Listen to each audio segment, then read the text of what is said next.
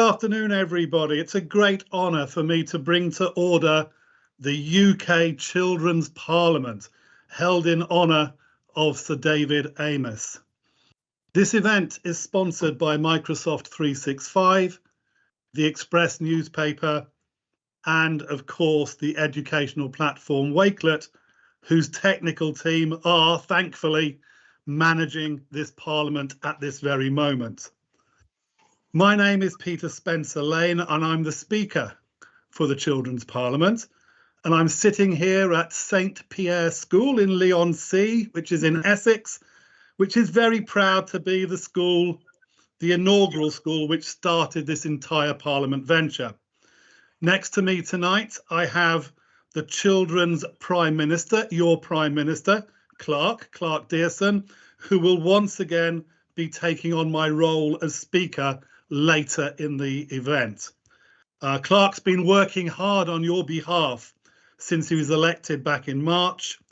Most recently, he actually met in London with the Children's Prime Minister from Ukraine. And we're hoping that Clark will be able to visit Ukraine to represent all of you later in this summer. So we wish him good luck with that, and you'll be hearing from Clark later in the event. First of all, I'd like to invite a really good friend of ours, someone who's been on a lot of our calls, Baroness Uden, who sits, of course, in the House of Lords, is a great friend of our Parliament and has helped us to speak to many senior politicians and get our views across. And I believe Baroness Uden is going to welcome you to the event. Baroness Uden, are you on the call?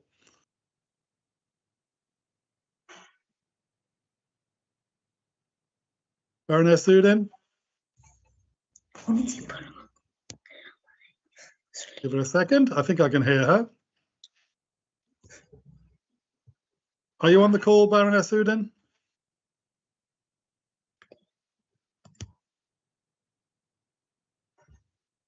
Just give her a second. Okay, I'm not sure we've got Baroness Uden here, so we're going to push on, okay? And maybe she can speak to us a little bit later. Rob Gould, are you on the call? Can I just check? I am, yeah. Yep, okay, great. Right, so I'm going to move on to our first guest, and perhaps we can speak to Baroness Uden a little later. And Clark is going to introduce our first guest for you. Clark, can you? There's Clark. Okay. Hi everybody, I'm Clark Dearson, the Prime Minister of the Children's Parliament, and I will be introducing Rob Gould today and interviewing him. Rob Gould comes from a background in journalism and documentary, specialising in strategic filmmaking for agencies, brands, government, UN agencies and charities. His work aims to create powerful stories to drive change. At M&C Saatchi World Services, he partnered with governments, civil society, foundations, academia and the private sector, working on the critical issues of our time, including the climate emergency, national security, human rights and freedoms, social justice, and conflict prevention. Thanks very much, Clark. And thanks for having me, everyone. Can you all hear me okay? Yes, we can hear you here.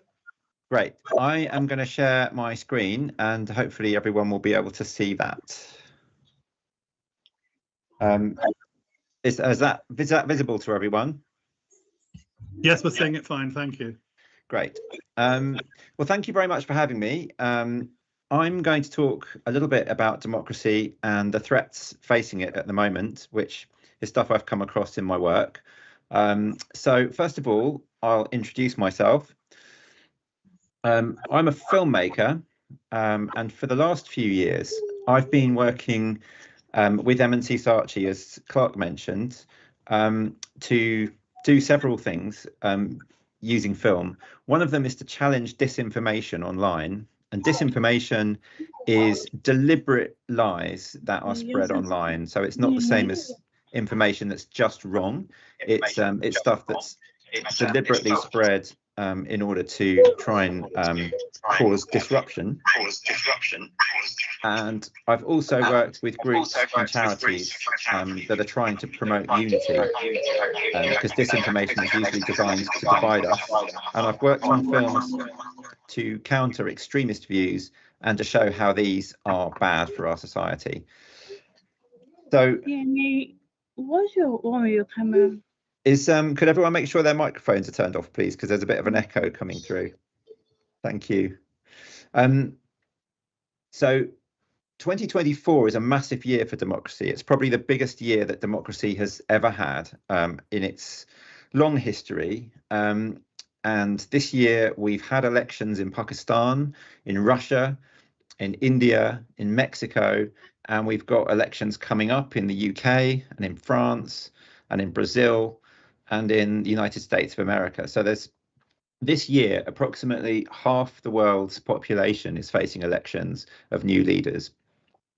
But many people see this year as a make or break year for democracy, because in lots of places, democracy is being challenged by a trend towards more authoritarian systems. So before I explain what some of the threats are, I just wanted to talk a little bit about what democracy is. So the word comes from the Greek for people power. Demos means people and kratos means power. And democracy, we know, was being used in Athens and in other Greek cities in around 600 BC. It was a form of democracy. It wasn't very fair because only men could vote. But since then, over most of history, democracy has not been the normal system. We've usually been led by either kings or queens or military leaders. But democracy started to become popular again in the 18th, 19th and 20th centuries. In the 20th century, it was really challenged by fascism and communism. But by the end of the 20th century, it seemed that it had defeated both of these challenges, and democracy was at an all-time high. Since then, though, in the last 20 years, democracy has faltered a bit, and there are now actually fewer people living in working democracies than there were 20 years ago. And so what democracy is a balance. It's a kind of set of rules. We think of democracy as being voting, but voting is just part of it. It's actually a set of rules designed to keep a balance between individual freedom on one hand, or liberty, and government on the other hand, which can decide what's best for the whole of society. So it was based, well, the kind of liberal democracy that we have today is based on the ideas of someone called John Stuart Mill, this guy with the fresh trim here. He had an idea that absolute freedom was brilliant. He was a libertarian, but he realized that you couldn't make everyone free without some sort of rules, because otherwise people would start treating other people badly. So he believed that the only excuse you could have to exercise power over someone is to stop them from harming others. And that's basically what his sort of liberal government boils down to, is that the government is only allowed to have power over people for their own good and for the good of the society. So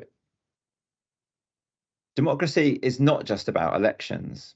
The set of rules that I'm talking about is a set of rules that supports democracy and makes sure that elections are free and fair. And there are a few things that support democracy. I'm not going to go into all of them, but some of them, some of the most important ones, are the rule of law. And that means that there are independent courts that control who can be arrested and who can go to prison, and that these courts are not controlled by the government, they're controlled by judges. And then you have to have an independent press, so news channels and newspapers that are not controlled by government, that can give people information about what's happening. And then thirdly, you need to have independent education, so that the government doesn't get involved in schools and telling people what they can learn. This process of education is open, and people are encouraged to think for themselves so that they can decide on who to vote for. So these three things are like pillars of democracy, really. You've got to have independent law, independent media, and independent education. So what are the threats to democracy? Why is democracy on the retreat in some places? Well, one reason is populism, and populism sounds a lot like democracy. It sounds like it's what everyone wants. That's why it's popular. But it isn't like democracy, because it's like democracy without the rules that are in place.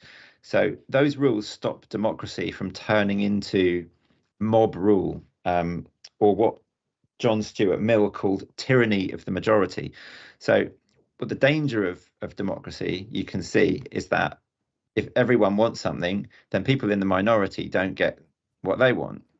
So the rules that are in democracy make sure that those individual freedoms apply to people who are in minorities, and it means that there's a balance between what everyone wants and individual freedom for people. And populism is sort of something that gets around that, I suppose. Populism can start with democracy, and one thing that sometimes people forget is that Hitler's Nazi party was voted into power in 1933 in an election because they were popular. And they used the fact that they were popular to start breaking up the system that keeps that balance in place. So they took control of the police, they took control of the newspapers, and they took control of the education system. And what happens is that by the time people realize that they don't actually like this government that was popular, it's too late, and there's no democracy that they can then vote them out, and it's much harder to get rid of them. And some of the tricks that populists use, and you can see this in the news with leaders in different countries. Vladimir Putin in Russia is one of them. Narendra Modi in India has some elements of populist tactics. Donald Trump in the USA, Viktor Orban in Hungary, Marine Le Pen in France. What they tend to do is focus on one thing that gets people really worked up, something that people feel is unfair. And that might be immigration, or it might be crime, or it might be inequality. And then populist leaders will take advantage of tough times when people aren't very happy. Maybe they don't have jobs, or they don't have enough money, and they're looking for something to blame it on. And so populist leaders are very good at finding something and pointing to that and saying that's to blame, and if you vote me in, then I'll get rid of it. But when they have enough supporters, they use that popularity to take control of the sort of system that we've talked about that should be independent. And when they control these, it's not really a democracy, even if they still have elections. For example, in Russia, they had elections in March, but any politicians who really threatened Vladimir Putin were put in prison or mysteriously died before the elections. And so it's not really, I mean, they have elections, but it's not fair. It's not a democracy.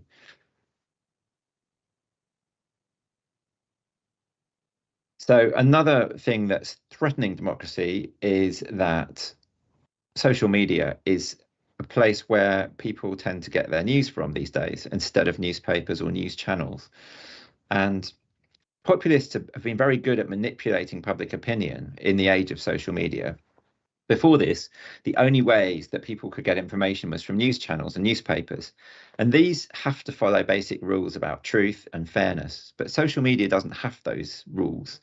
And populist movements have been very good at spreading disinformation and division by using social media posts. And now this can even be automated by AI. So these posts can be generated without anyone having to sort of type them in. So a lot of these accounts promoting disinformation seem to be real people, but a lot of them aren't. And the posts will get picked up and shared by real people and spread by those to people who trust them. So it's still a very sort of clever way of manipulating people, and without them realizing it's being done.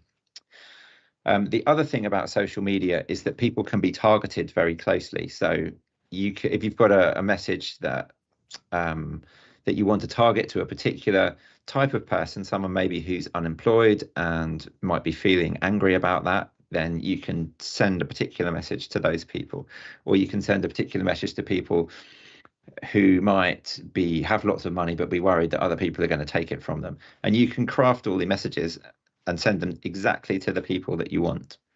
So it makes propaganda much more effective than it used to be.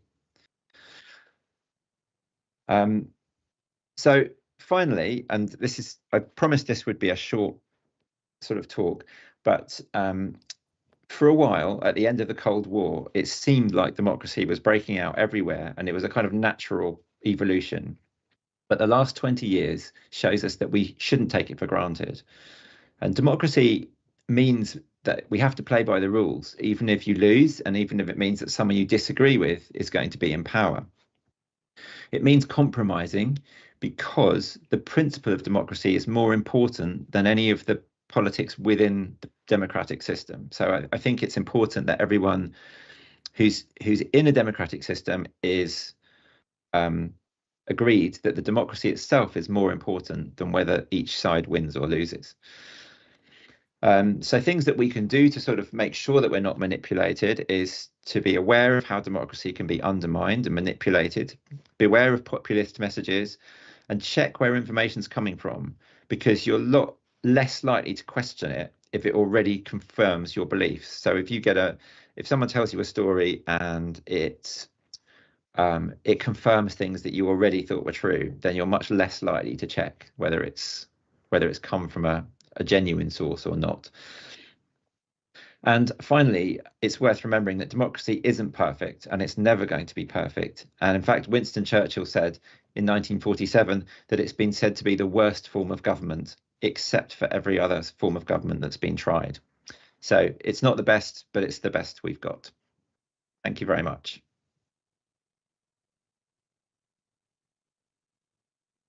That was a really great presentation, Rob. Now, about that, I've just got a couple of questions to ask you. Yeah. Firstly, it was a really interesting point when you said about what democracy gives people, a balance between freedom and protection. But what about how democracy is decided? I've heard about first past the post and proportional representation. What's the difference, and which is the best in your opinion? That's a very interesting question, because we have a first past the post system in the UK, and in some European countries they have proportional representation. I suppose people could say that first past the post is not as representative of people's opinions, because what it means is that the country's divided into constituencies, and each of those is represented by an MP. So what you can end up with is a party that has more MPs in Parliament, but actually doesn't have the number of MPs that it has doesn't reflect the number of people who voted for it, because you might have 20,000 people voting for one MP who wins a seat, and in another seat you might have an MP might win a seat with a majority of 500 or something. So in a proportional representation system, the number of seats in Parliament are directly connected to the number of votes that are cast over the whole country. But we work on a much more sort of localized system, and I suppose the downside is it's less representative, the first past the post system. But the positive side is you tend to get more decisive results. So you're less likely to have well, it's positives in some ways, but governments are more likely to have a decisive majority in a first past the post system, which means that they are able to get their programme of plans through Parliament more easily than if they were in a coalition of, say, 3 or 4 different parties who have to share power. It makes it much harder for things to actually get done in a particular way. So I suppose a first past the post system sort of gives the party that wins 4 years to have a go at doing things their way, and then there's another election, and if people don't like the way it's going, they get a chance to kick them out.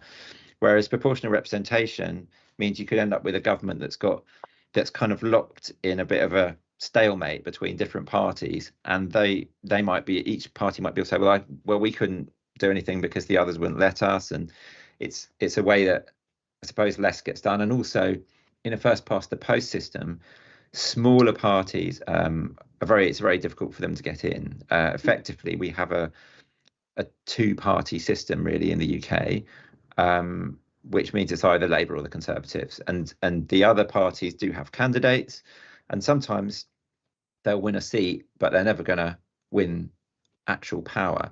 Now that can be a terrible thing because it's less choice, but it also means that it's much harder for a small kind of extreme party to get in. You've just got these two parties that are kind of different ends of a spectrum, but they're not as extreme as some of the smaller parties that come up. Does that answer your question, Clark?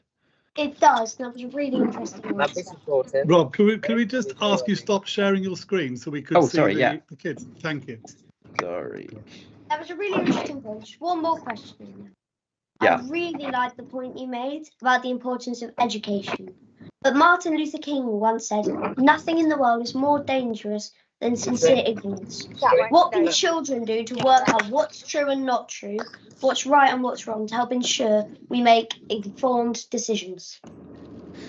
That's a good question, and I think it's really important that not just children but everyone, because actually children are often more aware of stuff, particularly the way social media works, than their parents are.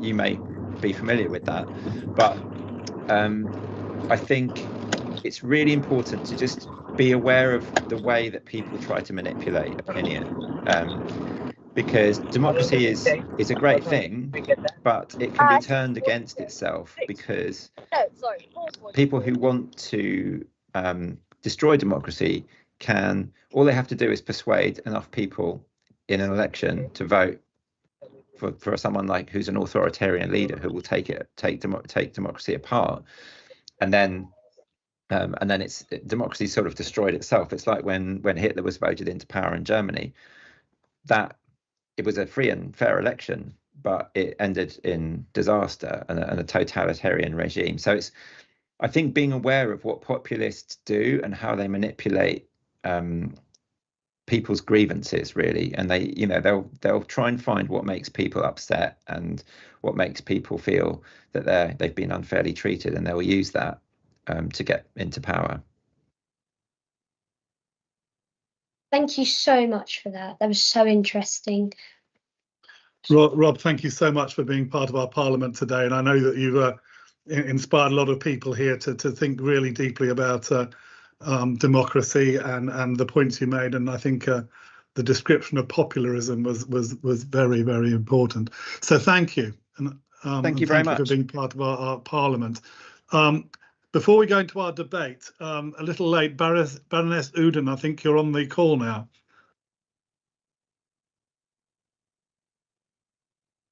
Baroness Uden, are you on the call?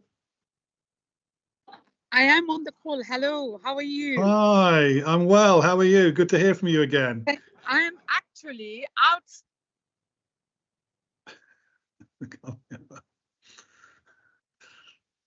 Oh dear, we're not having a lot of luck with Baroness Uden today, are we? Oh, there we are. Oh, now we're hearing you.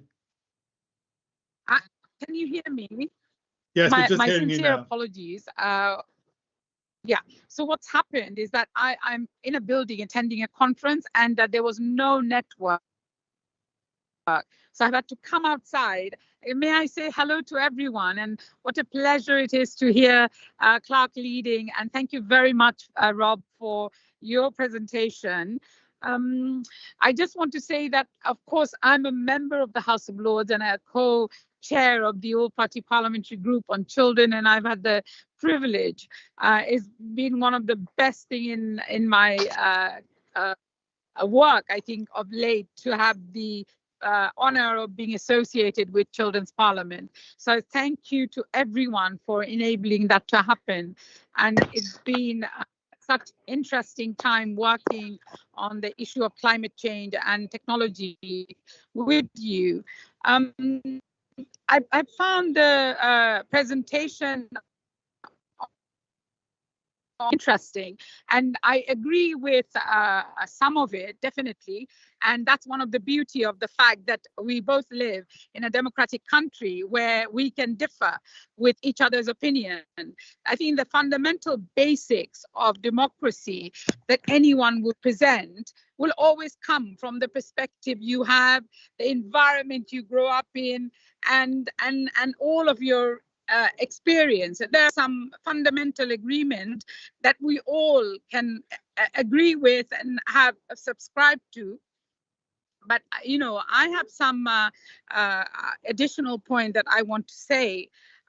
Many of you who are very young children, but very adept to knowing what's going on. First of all, you will know that I am part of the democratic process in the House of Lords, but I'm not, you know, someone who has been seeking, you know, I'm not a parliamentary candidate. I'm not chosen by people, although I've had experience being elected in my local government as a councillor.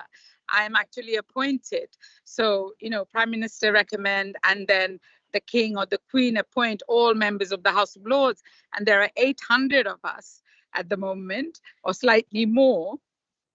So we would say that we're not democratically elected, but we're part of the Constitution of Britain and take part in dealing with legislation. So we have quite a significant role in amending regulations, laws, and all the laws that you know, Rob has talked about and referred to.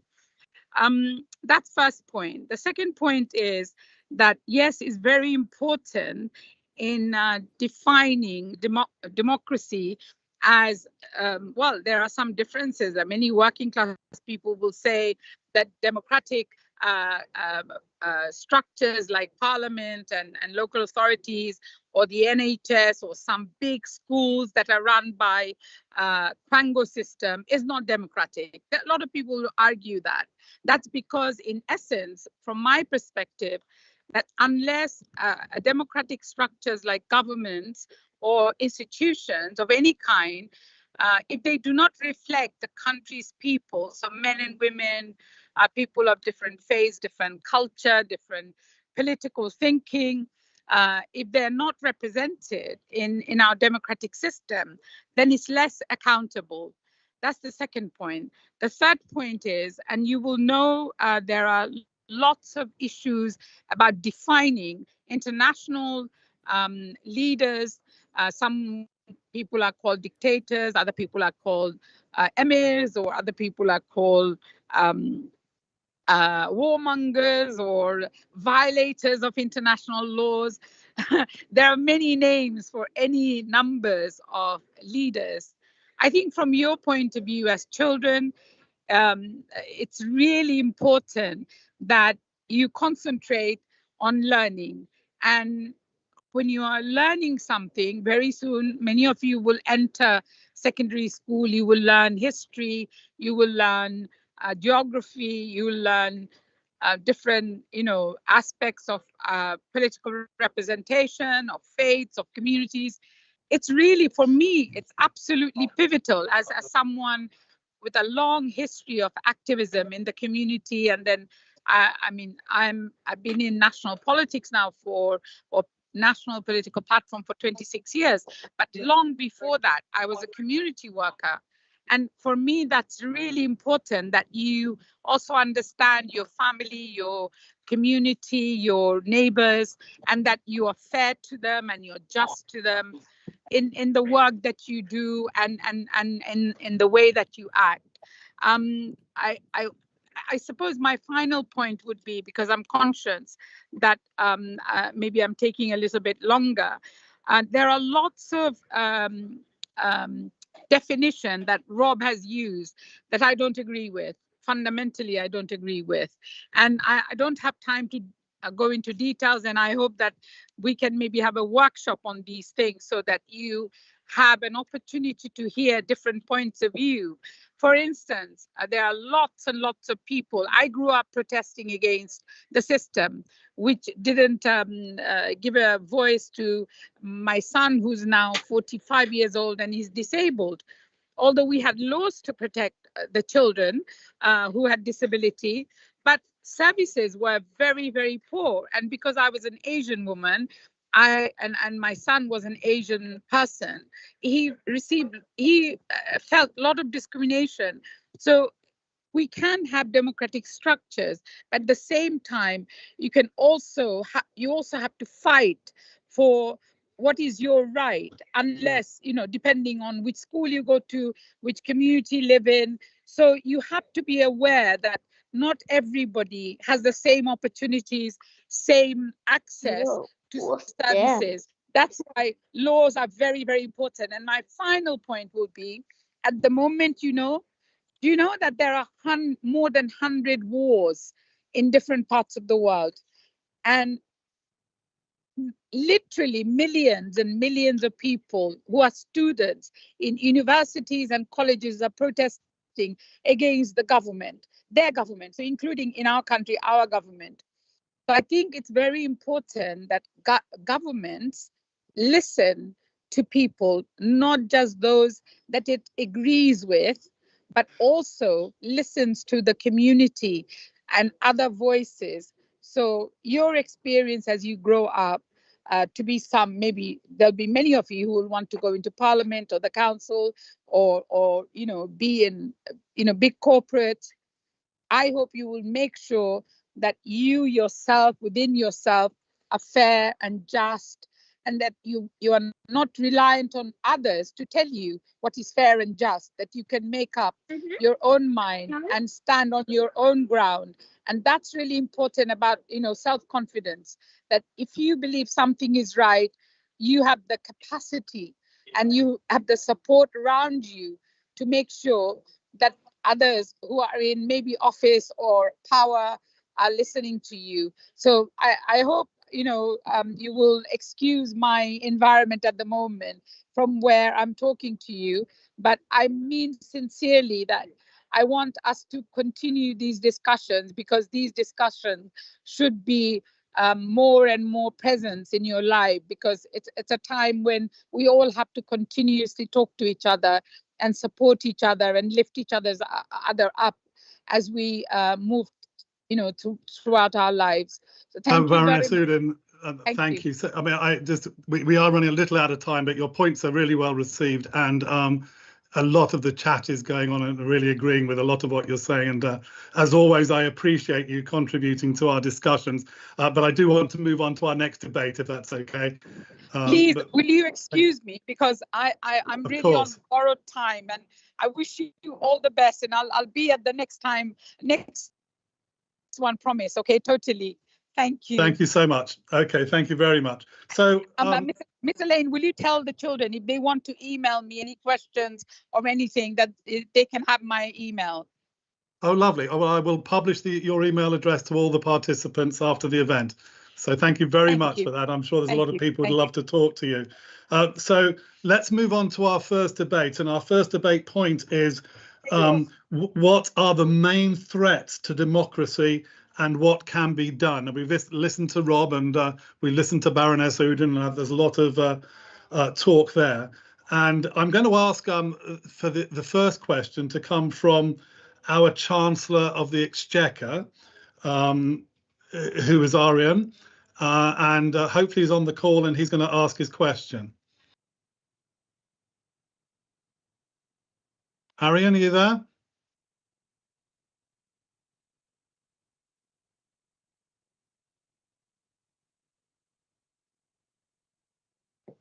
Aryan, are you there?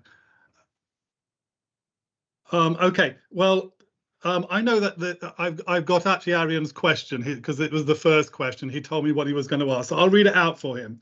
How do populist and nationalistic movements pose a threat to democratic norms and institutions in the UK? So have a think about that. We'll start with that. So back to a lot of what Rob talked about. And Hannah from Hanford Grange, do you want to respond to that?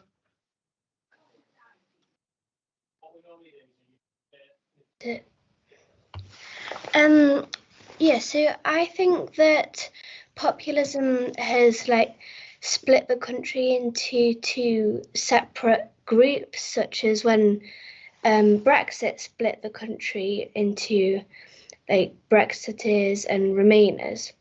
But in reality, the politics are not that simple, and many people have got more like central views.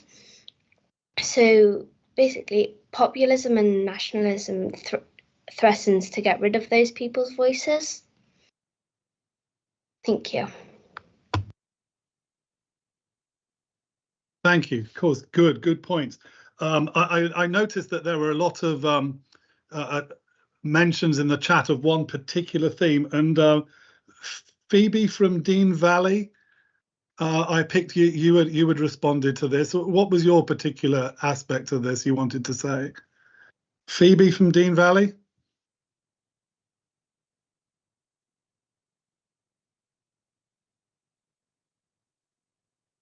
I think you're muted, Phoebe.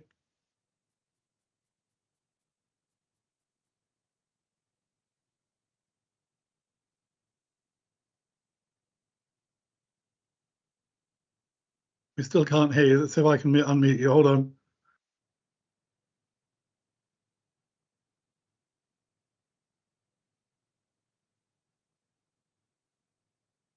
We're not hearing you, Phoebe. I'm really sorry. For some reason, we're just not hearing you, and it looks like your microphone's on, so I'm not really sure why. Just let me try one more time. No, I can't seem to unmute you. Okay. How about Tapan from South Bank International? I think you had the same point actually that you were making in the chat. I'm sorry. Can you specify which point You were talking about voting ages. You were talking about voting ages. Oh, yeah. So I was saying that some children like they might be like silly with the votes that they might choose. Like they might vote for people who like say free candy than the actual problems. So I think it should be like a little bit like a meritocracy in the younger ages, so that people like should like take a little bit of a test to like make sure that they're actually politically aware. Yeah, I'm not saying that adults haven't made mistakes with their votes as well, but I'm just saying that children's mistakes will be a lot more apparent, and they could actually break countries.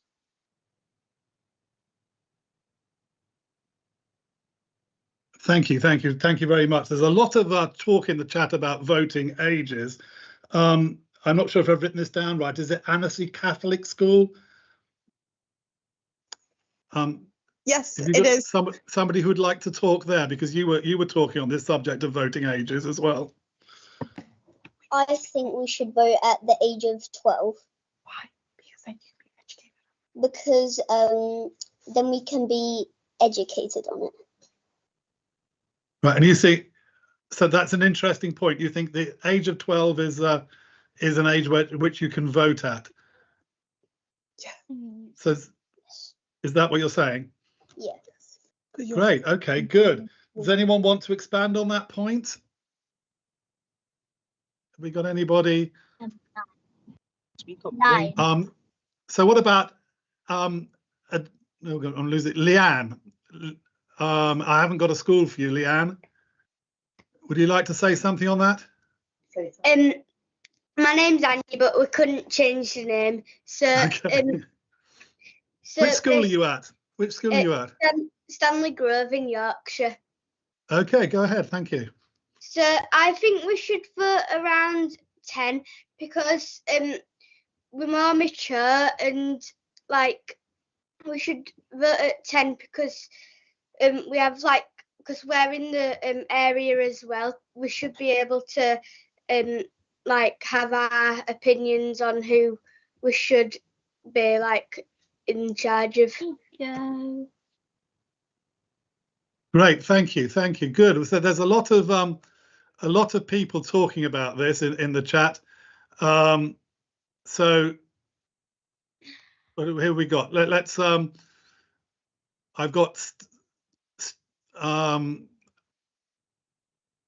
got Robert Michelle Roberts, is it? Age is 18. You got an interesting Michelle Roberts. Did you that? I think it should be 16. You do, and any particular reason? Why not younger?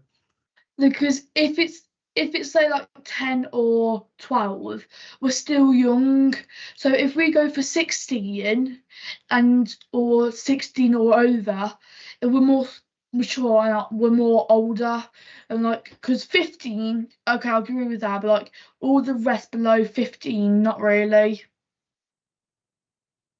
Great. It's interesting, isn't it? Some of you have got different viewpoints, although you do all seem to want. It impacts on your future too, because if you do it too young. If you do it too young? It impacts on your future. So if you do it like 10, it's too young. Okay. Good. Thank you. Can we get some opinion now from Chandler Primary School? Now this is interesting because Gary Neville is the footballer.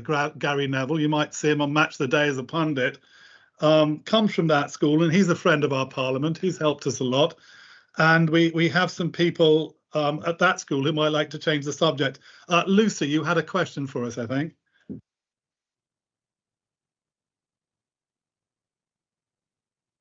Lucy from Chandler School.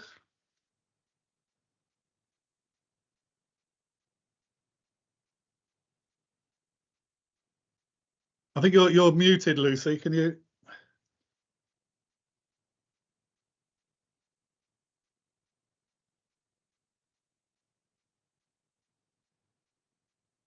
Can't hear you, Lucy.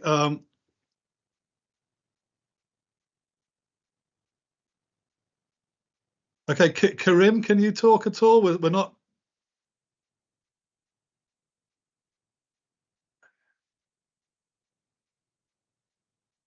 All right. I'm not getting through from you guys. I don't know why we're not hearing you.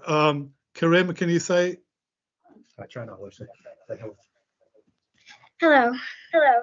Hello. Okay, who is this? Do we have Lucy on the line or Karim? It's Lucy from Chandler. Okay, can you turn off your microphones, guys, so that we can hear her? Go on, Lucy. In countries with dictatorship, life can be very different from what we're used to. There are a few key points. Guys, can I just, sorry, Lucy, but can people turn their mics off, please, because it echoes and Lucy can't hear herself talking.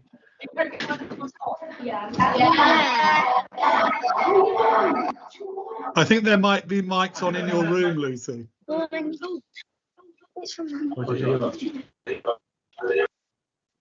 on, Lucy, try it again. Right, go, Lucy, go for it. If they do, they might get in trouble. They can't always gather in groups to protest or say what they want changed. Strict rules. The government makes a lot of rules and people have to follow them closely. Breaking these rules can lead to serious punishment.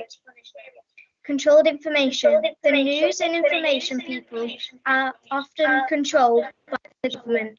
This means they might not hear about problems or important events happening in their own country or around the world. Limited voting. In many dictatorships, there are no real elections.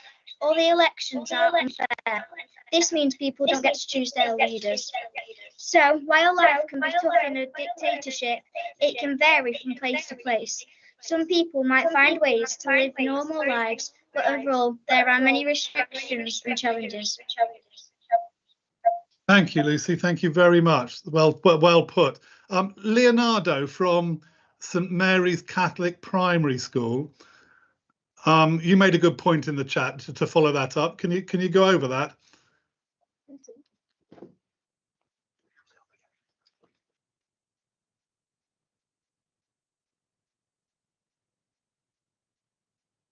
Not getting to hear from Leonardo. Okay, well, let's go back to let's go back to Karim then, please.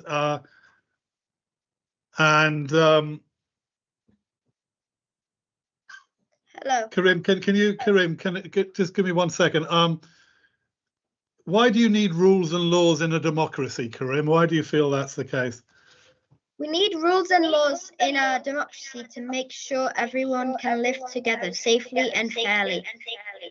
Here are some important reasons. Safety rules are laws help protect us from harm. For example, traffic laws make sure cars drive safely on the roads so people don't get hurt. Fairness. Laws ensure that everyone is treated equally. This means everyone has the same rights and must follow the same rules, no matter who they are. Order. Without rules, things could get very chaotic. Laws help keep everything organized so people know what is expected of them and what they can expect from others. Protection of rights. In a democracy, laws protect our rights, like the right to speech freely, go to school and choose our leaders. These laws make sure that nobody can take these rights away from us. So rules and laws in a democracy are really important. Thank you for listening. Thank you. What about Marisha from Langston Junior Academy in Hampshire? Marisha, we picked up what you were saying in the chat. Can you just go over that?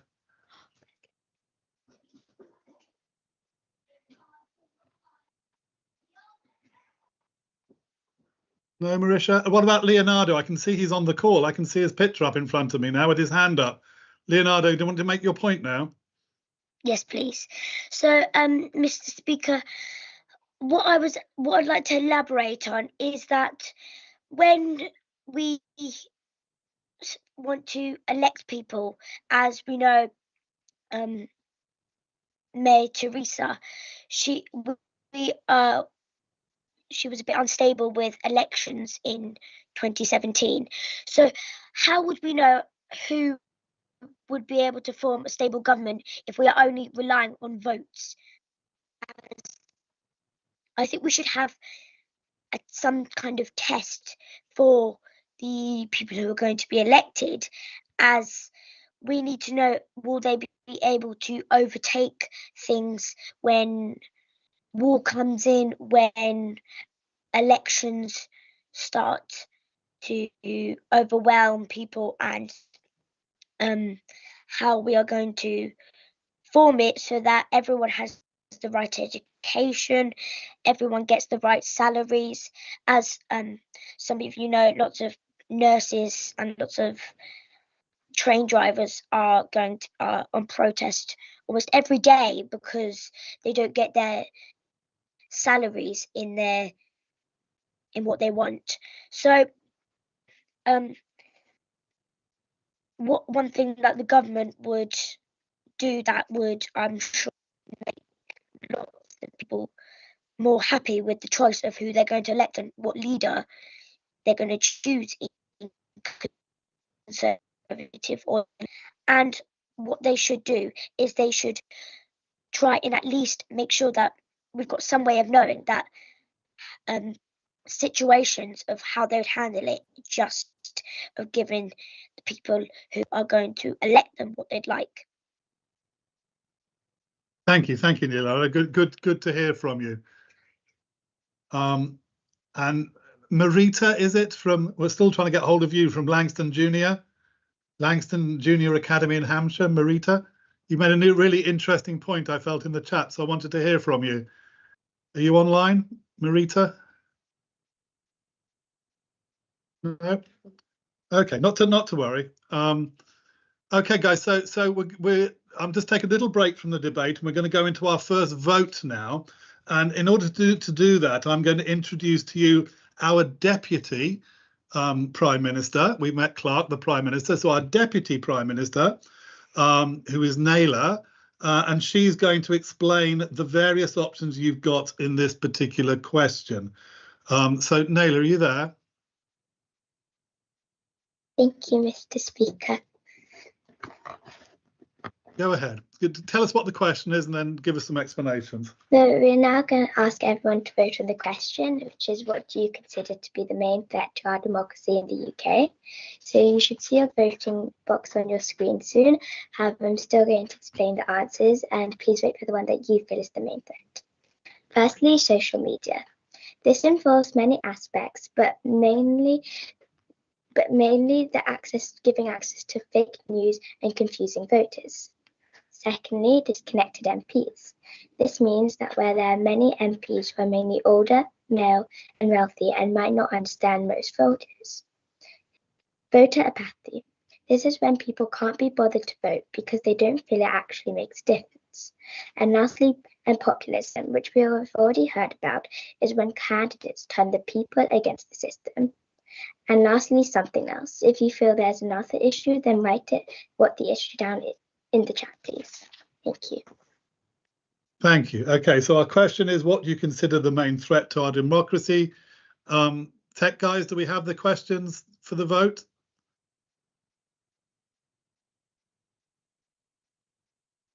Just waiting for the voting box to come up with the tech guys.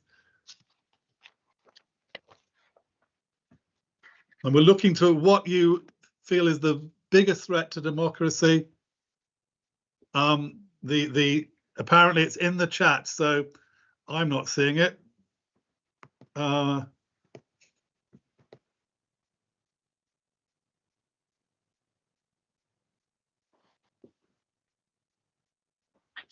Has anyone seen it? I'm looking for it in the chat.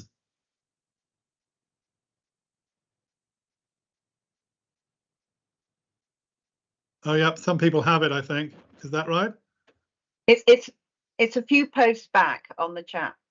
A few posts back on the chat. Okay, so look back up on the chat and you'll see it. I missed it because I was concentrating on Listen to Naila there. You seen it? Okay, so hopefully you'll get a chance to do that. It's a few posts back in the chat. You can click on that and make your vote. Yeah, poll, send a card, it says, I think. Good. Okay, well, hopefully you're voting, and as you're doing that, we'll move on, but please feel free to make your vote over the next few minutes before they take it down. Can I just establish, is Bruno on the call? Bruno Fortuna. Yes, I'm here. Okay, well, Bruno's an old friend, and those of you who've been on many other parliaments, and I know some of you have because I recognise you. Bruno actually, is one of our younger members. He's now, I think he is 9 now, but he actually was the speaker for one of our parliaments, and so he's going to talk to us. But today he's going to introduce our next guest. So Bruno, go ahead. Thank you, Mr. Speaker. I have the honour of introducing Mrs. Bernie Mayer, who has become a very valuable member of our Parliament. Bernie is the leadership chair for UK's Children's Parliament, Vice President of Surrey Conservatory. She is a Surrey County Councillor from Aesop Council, Chair of Surrey Health and Wellbeing Board, member of Surrey County Council Children and Family Select Committees, and governors for Surrey and Border Partnerships. She is also a patron of Mary Frances Trust Charity. She was a former chair of Surrey Country Council's Adults and Health Select Committees and former governors of Aesop Primary School. Previously, she was the director of WB Vine PR and director of Vision Charity. She was also an ambassador for Lady Magazine and was a torch bearer for the Golden Challenge. Bernie, welcome. I know you have some thoughts on a democracy. Process to share with us. I'm sorry that was such a mouthful for you, Bruno. It really was. Anyway, first and foremost, it's a huge privilege and honour to be with you today and to hear your thoughts on such an important subject as the risk to and the future of democracy. There are, of course, many risks to democracy, but actually I want to focus on one part of citizen engagement with democracy. The system we have, I think, could work a lot better, but I think the system itself is fine if we actually engage with the system properly. And I think it would get a result and an outcome that would be much more in line with a lot of people. Currently, if people are unhappy with their political party, they tend to disengage from it and walk away because they often feel powerless. And I seek to demonstrate that they actually are not powerless. People understand that they can vote at an election, and some people understand there are ways to influence policy. However, in my view, there's one function that many of our citizens are really not aware of, and I think is actually very powerful. And you may ask what that is. It is, in fact, the actual selection of the candidates that we put forward at a general election to be our MPs. And this is a very important process, and very, very few people are engaged with it, and they can be engaged with it. It's very simple. Different parties have different ways of doing it, but you know, I'll take one example. You have to be a member of the party, which is a very simple thing to do. And you work with your local association, and the involvement can be quite small in terms of turning up every now and then to select a candidate for local or general elections. You know, currently you can have a constituency of, say, 100,000 people, and maybe only 70 people are engaged in selecting a particular party's candidate to go forward with the general election. Now, I'm going to use a little bit of a silly example, but I was very keen to steer away from talking about any political parties in particular, well, especially now in an election period. So let's say there's 300 of you on this call today, and the majority of you are a member of a party that is passionately against banning chocolate. But 20 of you, just 20 of you, let's say, are very keen to have a new priority in the party to ban chocolate. Now, at this point, you would think, well, there's 200, you know, there's 280 people who are against banning chocolate. What's the problem? Well, herein lies the problem. So, at your association, in your constituency, the only people who've decided to engage with this system, who have joined the association and want to be part of that process, are all representatives of the people who want to ban chocolate. So out of those 20 people, about 5 people have joined that association, and they're all against banning chocolate. Sorry, they're all for banning chocolate. So when it comes to choosing their candidate to go forward for the general election to represent that entire constituency of that particular party in that constituency, the candidate that they will select will inevitably be one that wants to ban chocolate. So what happens to you other 280 when you go to the election and you want to vote for that party, that party that's traditionally been against banning chocolate? You're now forced, if you want to vote for your party, you've got to vote for somebody who wants to ban chocolate. Now, how could we get round this? The silent majority who are sitting at home, very unhappy with politics, those people should be coming forward and having a go at being part of that process. It doesn't involve a lifetime's commitment or much commitment at all, to be honest, but you should be there. So let's think forward about a bit then about what will happen next. So what happens next is the 280 people are really unhappy. So what do? Do they walk forward to the process and get involved now?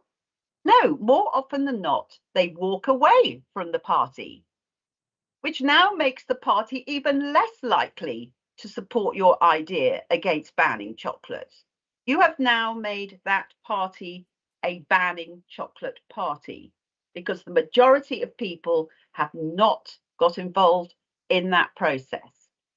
So, with enough participation at this early stage, and I know I'm oversimplifying, but I'm just making the point, with enough people participating at this early stage, you can completely change the character of your MPs at Westminster and thus hugely impact the priorities they work towards. It can be distorted the wrong way if so few people are engaged in these parts of the democratic process, which everybody has the power to be involved with. So, in closing, citizens, in my view, are not powerless. They do need to be informed to use the privilege of being involved in such important actions. They do need to be informed. They do need to be aware of the dangers of misinformation. And in fact, all the things that Rob mentioned earlier on, that is key to democracy. But once you're informed, once you have a view, particularly if you are representative of you know, something you've been passionate about and is part of our democracy, then you can't complain in your kitchen. You can't complain in your kitchen. You have to be part of this process. And the more unhappy you are with your chosen party, the more you should make sure you are represented with these very few and easy opportunities to engage. And if you don't, parties will become less and less representative of the majority. Finally, given that you are here today, I feel sure that you are at the very least going to do that. And therefore, it is one of the very, very many reasons why I'm so delighted to be here today, to see so many young people who are interested enough to join the Children's Parliament and ask such important questions. Thank you very much.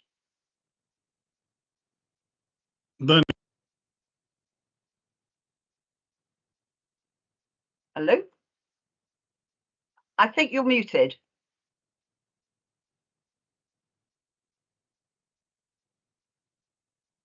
Thank you, Bernie. Thank you for that. That was really very clear and a lovely analogy we all understood. And thank you for your time. I know you're very busy and we really appreciate you coming on to our Parliament. So with those thoughts in mind, I'm going to pass you over to Clark, who's going to run our second debate. So we can push on into that. Clark, off you go, my friend.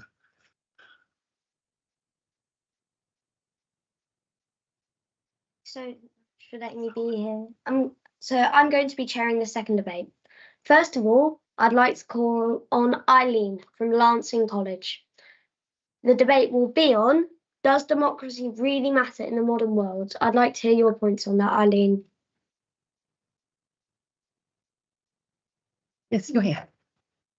Hello, my name is Eileen, and my speech is about, does democracy really work? The point of democracy is that the people can have a say in who runs their country. So, when one party wins an election, it usually means the majority of the country voted for it. I think of it as something I call the ice cream scenario. There are 10 children in a class, and they are allowed to get one tub of ice cream to share, but they only have enough money for one flavour, so they vote on which flavour to choose. 2 children vote for vanilla, and the rest vote for their own individual type of ice cream. Since vanilla had the most votes, they should get vanilla ice cream. But more children in the class wanted anything but vanilla. So is it really fair? Now, think about it in politics. Let's say the Liberal Democrats won the vote, but more of the country voted for any party but the Liberal Democrats. Would that be fair either? In conclusion, does democracy even matter if the majority of the country disagrees with who was voted? If we do have an ice cream scenario in Parliament, how will we solve it? Does democracy really work after all? Thank you so much, Eileen. That was a You're really good muted. point. You're muted. This might be our sound. Thank you so much, Eileen. That was a really excellent point. I'd now like to call on Krishna.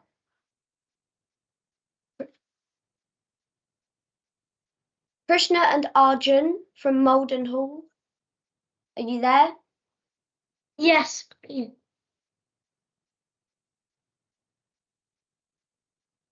Hello? Hello, we can see you. Please Yeah. carry on. So we think democracy can be better. Because, so the voting system especially, first past the post, it means that the one party will take everything, but then the other parties, their votes, they don't matter. So nothing happens with theirs. So proportional representation has been felt to be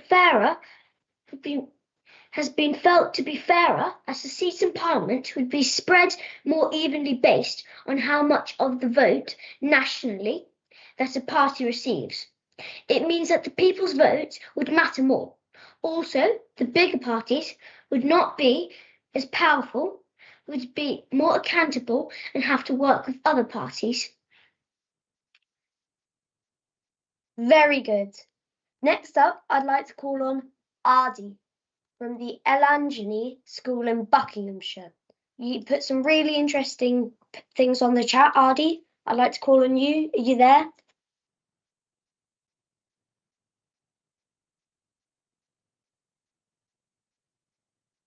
Ardi? I'll come back to him later. Moving on. Again, you put some really interesting things in the chat, so I'd like to call on Amelia from Littleton Green. Are you there, Amelia?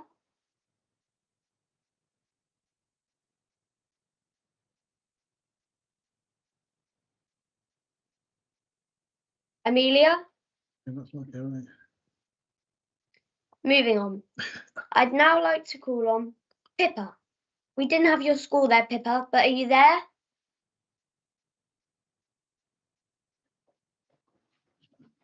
Hi. Yes. I would like to be talking about how democracy really matters. It's kind of a yes but a no deal, because sometimes it helps that people in the public can be say something, but then also it puts a lot of pressure on candidates and stuff like that. But other than that, I think it's a very good idea. Thanks so much for your contribution. I'd now like to call on Phoebe from Dean Valley. You put that you were ready to speak now on the chat. Are you there, Phoebe? Can you hear me? Yes, we can hear you. So my question before is why don't children get to vote? Like, I mean, like children in their preteens and stuff, because I think that they're like more able to do that because they're like more mature than kids who would be younger. So yeah. Thank you so much again. I'd now like to call on Sandra. Sandra, are you there?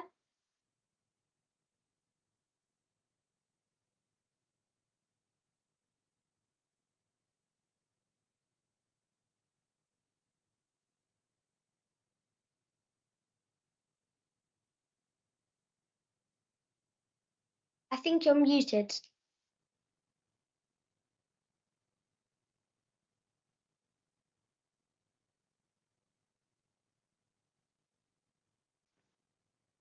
Oh.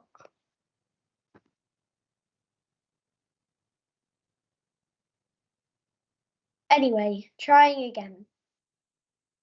Aisha from Horfield CEVC Primary. Are you there?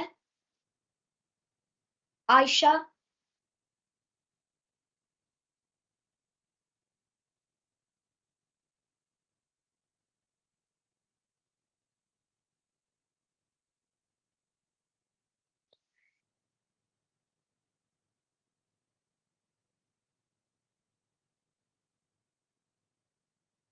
Go ahead, Aisha. I think you're muted though.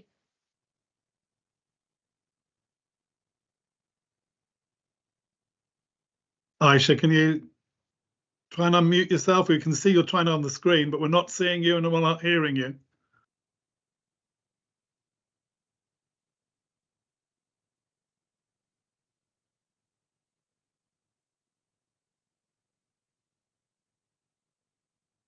Armand, I saw you said something on the chat. Armand Cruz. You said something about the democracy in France being better than in England. Would you like to elaborate on that?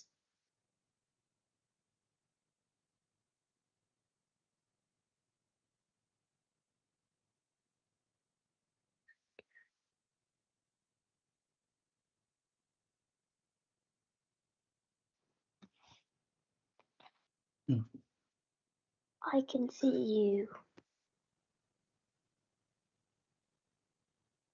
Open up here.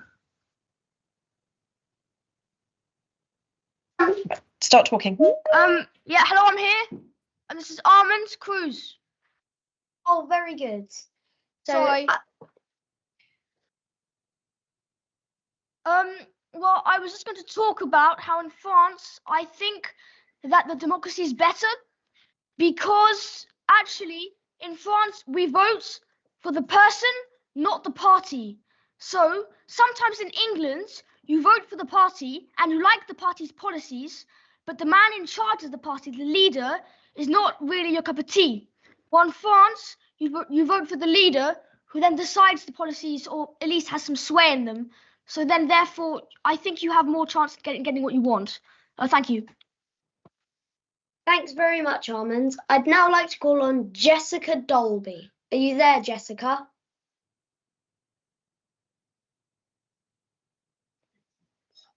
Yes.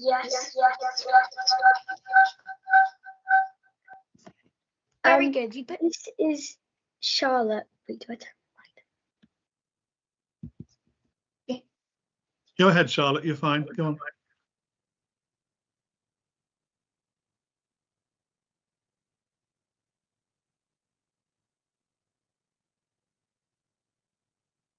Here you go.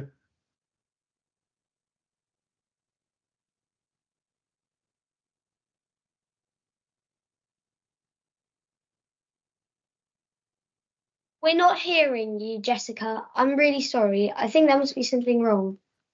Please don't mute participants, guys. There you go. Go, Charlotte. Hello. What I was talking about, was it about the voting age? Yes, it was the voting age. I was saying how I believe that the voting age should be 18, and that's unlike some people in the chat. They believe that 10-year-olds or anyone younger or 16 or 12 should be able to vote, whereas I believe it should be only people who are 18 or older, as they have experienced much more than, for example, anyone who's 16. And anyone younger than 18 or preteens may take influence from their friends if they're voting for example, a bad party, or they may just take influence from their friends, or they might vote for example, an opposing party which they may not like, as, for example, a joke, when voting is not a joke. It's to help sort of like manage the country. Very good, Jessica. A lot of people are putting stuff on the chat, but just notice this. I'd like to call on Isla McShane. Isla? Yes. You put something quite good, because I know a lot of people have been mentioning doing tests to find out the correct age you should be allowed to vote. Would you like to talk about what you put on the chat about them not being so good? Yeah, because tests can only go so far, as we do tests normally for just checking at the average. But if we're doing it for quite important decisions, like if you can vote or not, tests can put people under pressure, and then they don't understand. Then they can get the wrong sort of sense and don't always succeed in the test, so they can't vote, which could be a mistake, as they might be actually really can be actually won't be and will vote for what they believe in, whereas people who do pass the vote could actually be influenced really easily and could have may have even cheated on the test, because tests aren't foolproof. You can still make mistakes with it, or you can be put under pressure and lots of different reasons. So I think there should be an easier way to see if people could vote or not, or so that kids can have their say, but maybe not vote on the really important country changing things. Thanks so much for contributing, Isla. I'd now like to call on Matthew from Emmanuel. Matthew?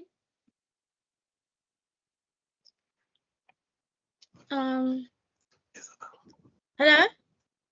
We can hear you. Okay. So my question is about the age groups people should be able to vote at. People were saying that maybe 10 or younger or 16 plus. I believe 16 plus as once you are 16, you have a good sense of what's around you and what you are more mature, so you know what you're talking about. And as I don't know who just talked before this, but as they said, they were talking about how people were talking about tests, and if you did a test, as they said, it will put on too much pressure on you. And someone was talking about doing a secret test, but that will not work, as secret tests will still spread out. Thanks so much, Matthew. I'd now like to call on Isabella from Littleton Green. Isabella, are you there? Yeah. Very good. You said on the chat that you had a question. Yeah, I'd like to know the statement that Bethany said earlier. Why can't children vote as well?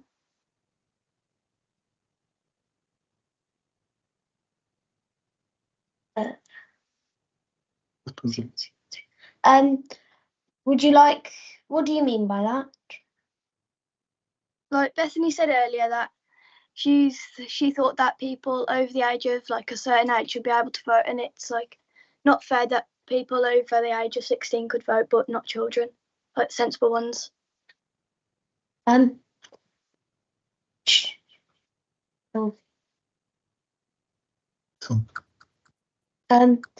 think I thought you meant talking about something you wanted to say, not asking a question. No, I said ask a question.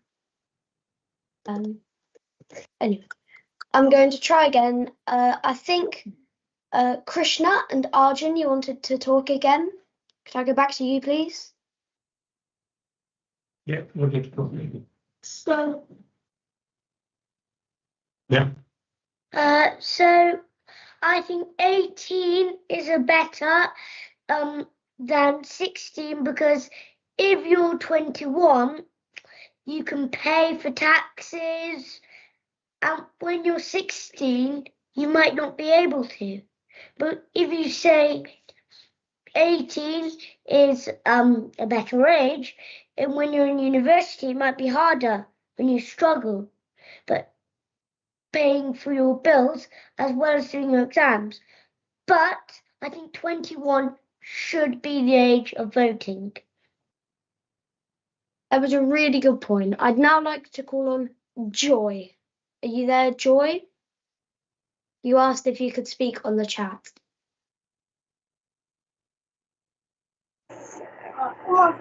I want to ask this question. Is democracy the only way to ensure political accountability and representation? I'd like to pass that question on. So, I would like to ask,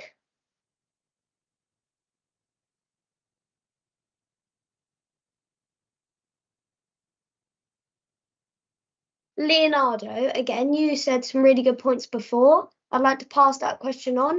Do you think maybe you could answer Joy's?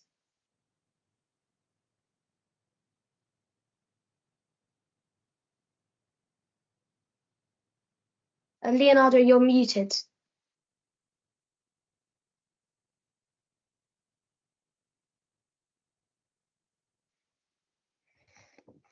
Hello, thank you, Mr. Speaker, and Clark Dearson, for letting me speak again.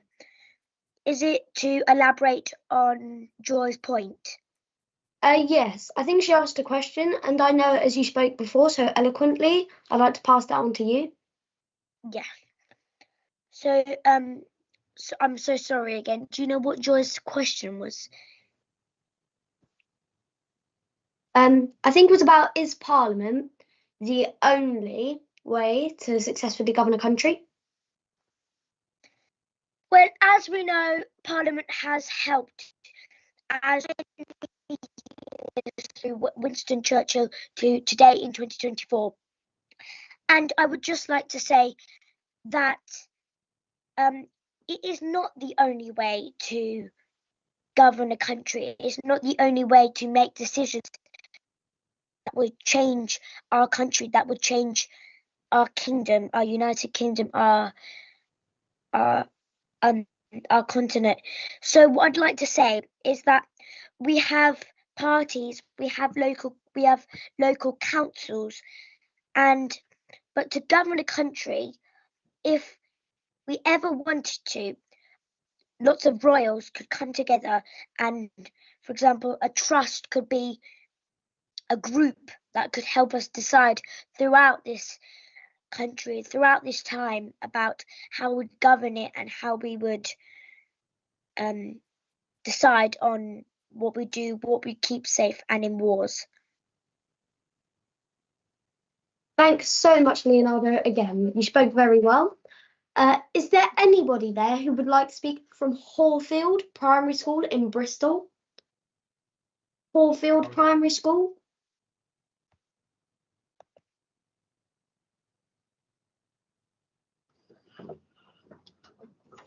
Hello? Yes, who is this? Aisha? Oh, very good. Please, could you speak? I wanted to say something about the voting. Please, can you? It was quite an interesting point. I don't think we should vote because it would be kind of silly and you don't know what we would be doing. And I think it should be 18 plus and not like 10-year-olds doing it or 14-year-olds. Thank you for speaking. Now I'm going to ask somebody from Whitefield Primary School. Is there anybody from Whitefield?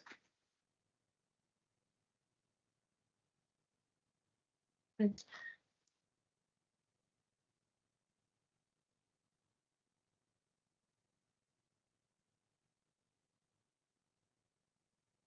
Moving on. Charlie, are you there? Charlie Ashton from Mount Primary. I'd like to hear some points from you, as with the rest of the Parliament.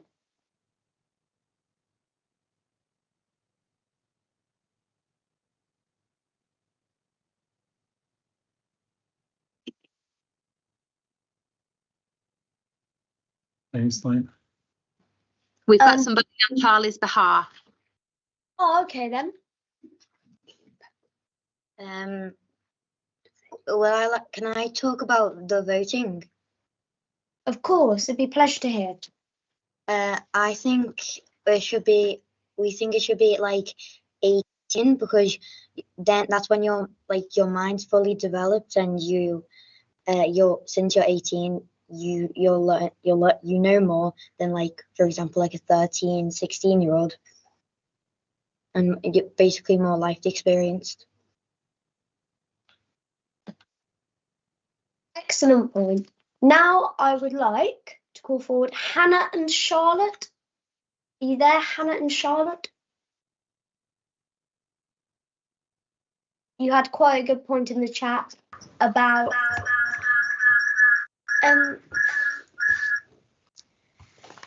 yes, thank you. I just wanted to say that I still believe that the age that people are allowed to vote should stay at 18, but that children should still have a say. So what I said in the chat was that there should be some members of parliament that have a connection to the children of the local area, so that then because this is like the children's futures that the government are like deciding for us, so we should still have a say in what's happening in the government and parliament, so that then we know what's going to happen with our life later on. Thank you. Okay, and the very last person I'm going to call on, Amelia from Littleton Green. You asked if you could elaborate on your points. Amelia? Yeah, here. Great. I just wanted to say, I find it quite unfair that you see adults going to polling stations. I do agree we might be a bit too young, but I think that we should like consider having like a children's one, so we have like children being heard a little bit more, because you don't see children doing what Parliament do, and I just think it's a bit unfair. Okay. Thank you so much for speaking, and thank you to everybody else who I've called on. So. Thank you, and thank you, Clark. Not easy at all. It's when we're having a few technical problems, but Clark did a great job. Not an easy job. I can vouch for that. And thank you for all your shared viewpoints on both of the chats. It's amazing what very mature views you've all got and how deeply you think about these things. So thank you to everybody who's contributed. We're now just going into our second and final vote. So look in the chat, please. It's a very simple yes or no vote here. So do you think it's important that countries like the UK protect their democracy? There's the question. Do you think it's important that countries like the UK protect their democracy? So you go in there, please, and make your vote. I can see lots of you are doing so already. We're very interested to see how important you think democracy is in this country. And it just falls on me to thank everybody, and I'm really sorry that not everyone gets to talk, because I know I've missed a lot of people who have got a great amount to say. I know there are people who have really followed this very closely and have got very good views in the chat, so hopefully we'll see those. Thank you all so much. Thank you to our speakers, our adult speakers, who helped us firm our thoughts about this, and I really thank you for joining our Children's Parliament today. Hopefully you'll look out for the next one and come along and enjoy contributing. Keep going in the chat, make sure you make your vote, and thank you very much everybody for attending tonight's session.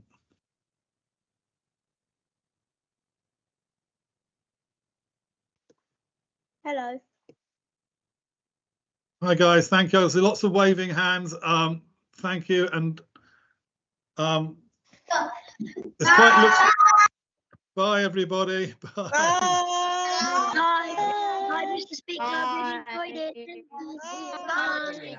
Bye everybody. Thank you. Bye. We'll see you. My vote.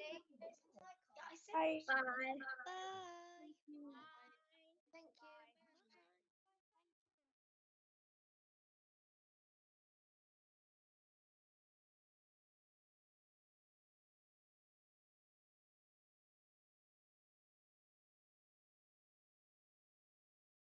Thank you for contributing, everybody. We'll see you back next week. Bye, guys. What's See you this soon. YouTube video called?